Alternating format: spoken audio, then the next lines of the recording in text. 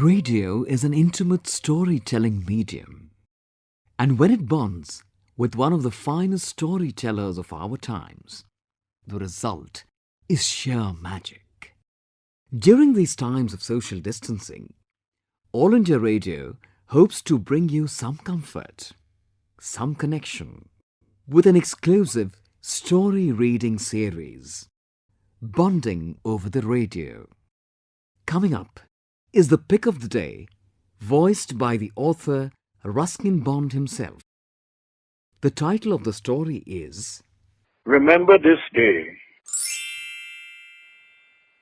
If you can get an entire year off from school when you are 9 years old and can have a memorable time with a great father, then that year has to be the best time of your life, even if it is followed by sorrow and insecurity. It was the result of my parents' separation at a time when my father was on active service in the RAF during World War II.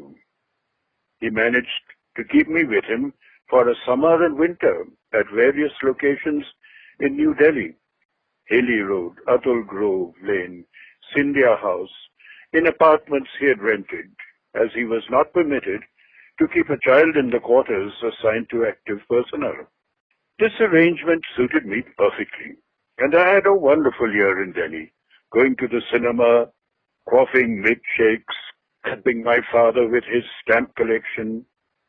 But this idyllic situation could not continue forever. And when he was transferred to Karachi, he had no option but to put me in a boarding school. This was the Bishop Cotton Preparatory School in Simla, or rather, Chota Simla, where boys studied up to class 4, after which they moved on to the senior school. Although I was a shy boy, I had settled down quite well in the friendly atmosphere of this little school, but I did miss my father's companionship, and I was overjoyed when he came up to see me during the midsummer break. He had a couple of days' leave, and he could only take me out for a day, bringing me back to school in the evening. I was so proud of him when he turned up in his dark blue RAF uniform, a flight lieutenant's stripes very much in evidence as he had just been promoted. He was already 40, engaged in codes and ciphers, and not flying much. He was short and stocky, getting bald, but smart in his uniform. I gave him a salute. I loved giving salutes, and he returned the salutation and followed it up with a hug and a kiss on my forehead. "And what would you like to do today, son?" "Let's go to Davico's," I said. Davico's was the best restaurant in town, famous for its meringues, marzipans, curry puffs, and pastries. So to Davico's we went, where of course I gorged myself on confectionery as only a small schoolboy can do. "Lunch is still a long way off," said my father, "so let's go for a walk." And provisioning ourselves with more pastries, we left the mall and trudged up to Monkey Temple at the top of Jacko Hill. Here we were relieved of the pastries by the monkeys, who simply snatched them away from my unwilling hands, and we came downhill in a hurry before I could get hungry again. Small boys and monkeys have much in common. My father suggested a rickshaw ride around Elysium Hill, and this we did in style, swept along by 4 sturdy young rickshaw pullers. My father took the opportunity of relating the story of Kipling's Phantom Rickshaw, before I discovered it in print. And then we ate at Wenger's. And then, enough of ghost stories, Ruskin. Let's go to the pictures. I loved going to the pictures. I know the Delhi cinemas intimately, and it hadn't taken me long to discover the Simla cinemas. There were 3 of them, the Regal, the Ritz, and the Rivoli. We went to the Rivoli. It was down near the ice skating rink and the old Blessington Hotel. The film was about an ice skater, a pretty young Norwegian Olympic champion who appeared in a number of Hollywood musicals. All she had to do was skate and look pretty, and this she did to perfection. I decided to fall in love with her. But by the time I grew up and finished school, she'd stopped skating and making films. Whatever happened to her? After the picture, it was time to return to school. We walked all the way to Chota Simla, talking about what we'd do during the winter holidays and where we would go when the war was over. I'll be in Calcutta now, said my father. There are good bookshops there, and cinemas, and restaurants, and we'll buy more gramophone records and add to the stamp collection. It was dusk when we walked slowly down the path to the school gate and playing field. Two of my friends were waiting for me, Bimal and Riaz. My father spoke to them, asked about their homes, and then a bell started ringing. We had to say goodbye. You'll remember this day, Ruskin, said my father. He patted me gently on the head and walked away. I never saw him again. 3 months later, I heard that he had passed away in the military hospital in Calcutta.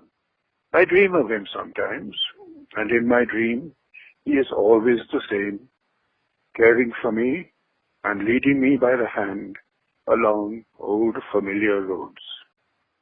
And of course, I remember that day. Over 70 years have passed, but it's as fresh as yesterday.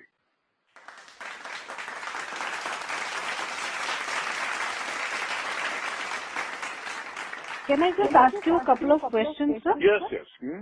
Right. Why you chose to start with a story on your father?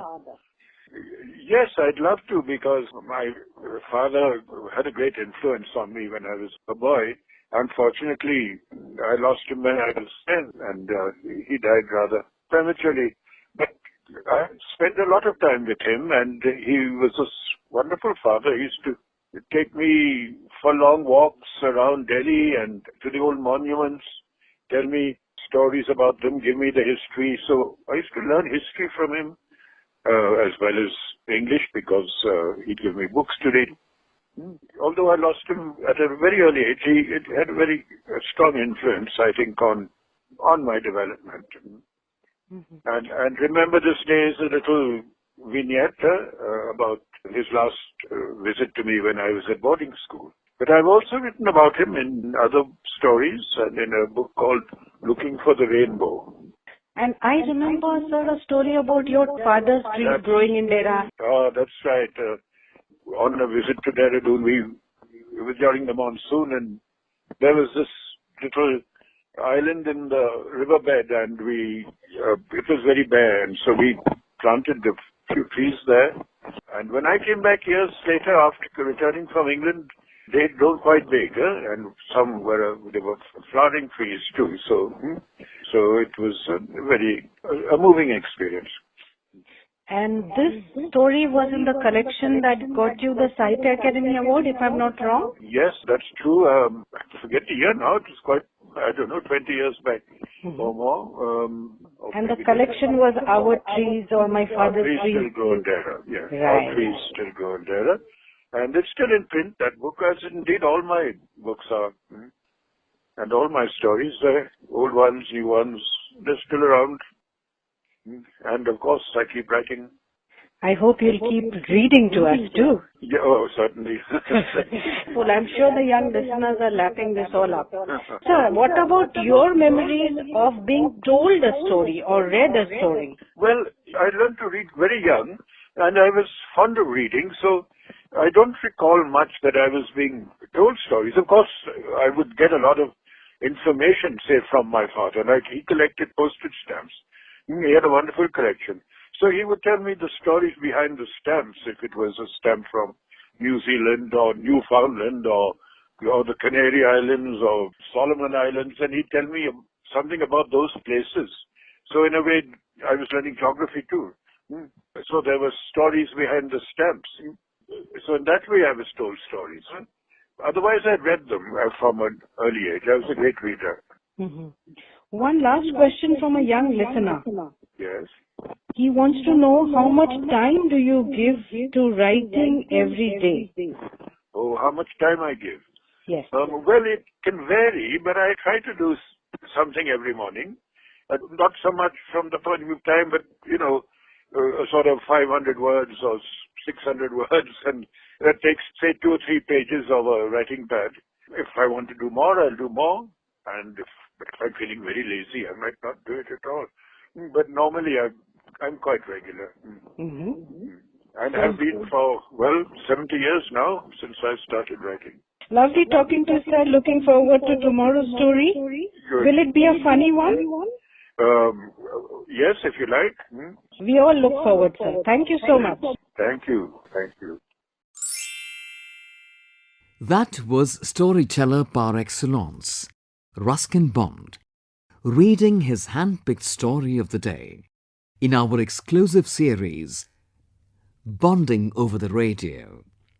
Hope these stories bring you some comfort, some connection in these times of social distancing.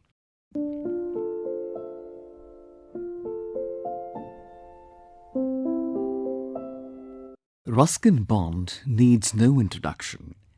Much loved by generations for his enduring and inspiring writing, he is an iconic and prolific literateur, honoured with the Padma Bhushan and Sahitya Akademi Awards.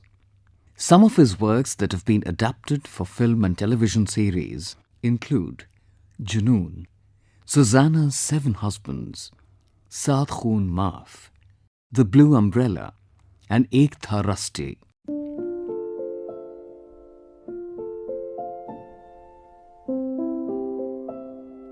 A presentation of the Central English Features Unit. This came to you from the External Services Division of All India Radio.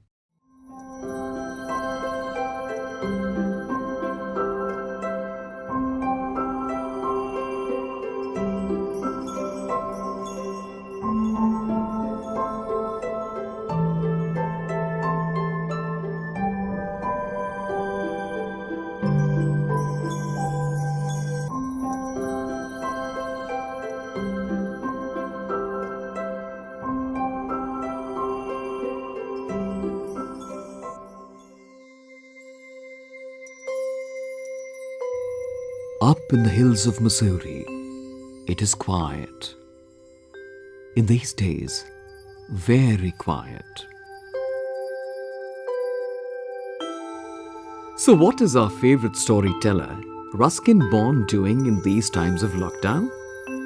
Writing, reading, looking out over the deserted roads, and at 12 noon every day, picking up the phone to read us one of his stories?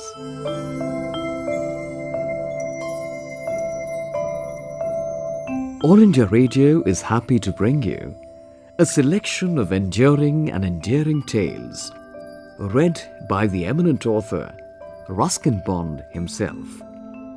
Every day, beginning 1st May, live streaming on our mobile app, News on Air, channels AIR Live News 24/7, FM Gold Delhi and Indraprasth at 7:10 AM and 10:10 PM. Also on the YouTube channel of AIR World Service at 7:30 PM and 9:30 PM. Bonding over the radio.